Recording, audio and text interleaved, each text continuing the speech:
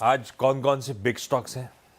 आज एक्चुअली हमारे पास 6 big stocks अरे हैं। वाह। सबसे पहला है गेल, आज का possibly accident of the day. PNGRB ने जो, इसमें बस एक ही इशू ये होगा, लकीली स्टॉक चला नहीं है बहुत ज़्यादा। मतलब या तो अगर बहुत ज़्यादा चल गया होता तो चलिए, फिर तो मैं कहता कि आज ये सीधा बहुत 10% नीचे खुलेगा। चला नहीं है, लेकिन 7-8% जो चला है वो मुझे लग रहा है कि गिव बैक कर देगा स्टॉक, क्योंकि पाइपलाइन टैरिफ में 12% की बढ़ोतरी हुई है, 65.69 हुआ है। गेल ने 78 मांगे थे, 78 तो नहीं मिलना था उनको। देखिए, मेरी बेटी अगर कुछ मांगती है तो उसको पता है कि ये तो नहीं मिलेगा, तो वो मांगती कुछ है लेकिन एक एक्सपेक्टेशन रीजनेबल फिर भी रखती है। मैं अगर उससे भी कम दे दूंगा तो फिर उसको डिसअपॉइंटमेंट होगा, है ना। तो 78 मांगा था, 65 किया गया है। मार्केट मान के चल रहा था कि 78 तो नहीं आएगा, लेकिन 70 तो आना चाहिए। वो 70 भी नहीं आया, 65 के करीब आया है।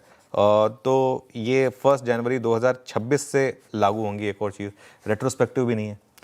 कंपनी चाह रही थी कि ये रेट्रोस्पेक्टिव हो, 2025 से एप्लीकेबल हो, तो वो पूरे 1 साल की अर्निंग्स भी गई। वो 2026 से ही वो एप्लीकेबल होंगी।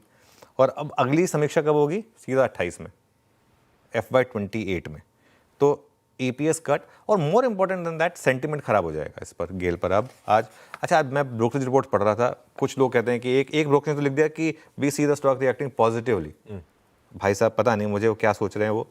मतलब आप अपना एक व्यू रख सकते हैं, लेकिन खबर तो खराब है इस पर। तो मतलब अब बहुत बड़े गैप डाउन के साथ खोले, उसके बाद आपको शॉर्ट करना है नहीं करना है वो आपका कॉल है, लेकिन स्टॉक में आज अच्छी खासी धुलाई होनी चाहिए। जाइडस आपको याद होगा, 2 दिन पहले हमने बिग स्टॉक्स में लिया था और तभी बात कही थी कि वो जो डेवलपमेंट थी वो बहुत छोटी थी, लेकिन एक सेंटीमेंट पॉजिटिव था। आपको एक इंडिकेशन दे रहा है कि यूएस की पाइपलाइन धीरे धीरे इनके लिए खुल रही है।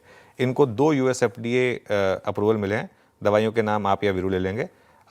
ये टाइप 2 डायबिटीज़ के इस्तेमाल में होती हैं दवाइयाँ, और $216 मिलियन का मार्केट साइज़ है इनका। स्टॉक चलानी है बिल्कुल भी, और एक सेंस बन रही है कि अब यूएस मार्केट से इनकी पाइपलाइन स्ट्रांग हो रही है, इसके लिए इसको ग्रीन में लिया है। भारती को ग्रीन में ले रहा हूँ मैं।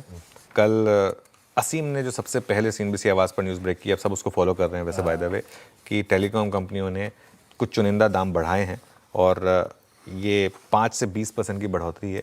और सबसे इंपॉर्टेंट है, जो बेस पैक है वो कंपनियों ने हटाकर उससे महंगे प्लान से रिप्लेस करा है। सबसे ज़्यादा लोग बेस पैक ही लेते हैं, है ना। तो ये एक और स्टॉक है जिसको आज मैं ग्रीन में ले रहा हूँ। वो बस प्रोमोटर ब्लॉक डील के बाद थोड़ा सा सुस्ताया स्टॉक, लेकिन इस स्टॉक का टेक्सचर ऐसा ही है, थोड़ा सुस्ताता है, उसके बाद वापस ऑल टाइम हाई लगाता है।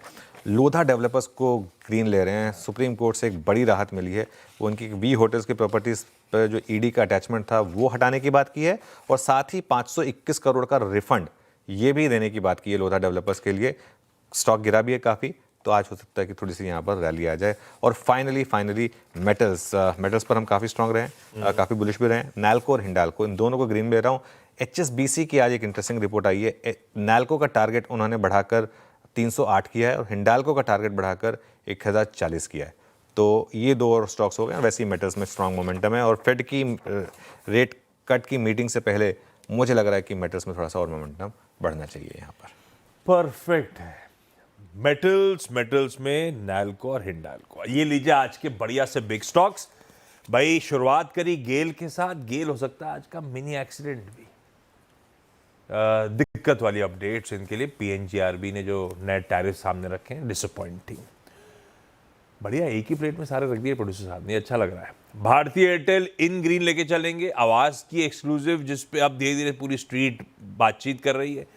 टैरिफ इंक्रीज ना हो रही हो, लेकिन इफेक्टिवली जो कर रहे हैं उससे टैरिफ बढ़ी रही है पूरे सिस्टम में। जायडस लाइफ साइंसेज को फिर US FDA से मंजूरियां आती हुई। लोधा डेवलपर्स को सुप्रीम कोर्ट से रिलीफ और रिफंड आता हुआ।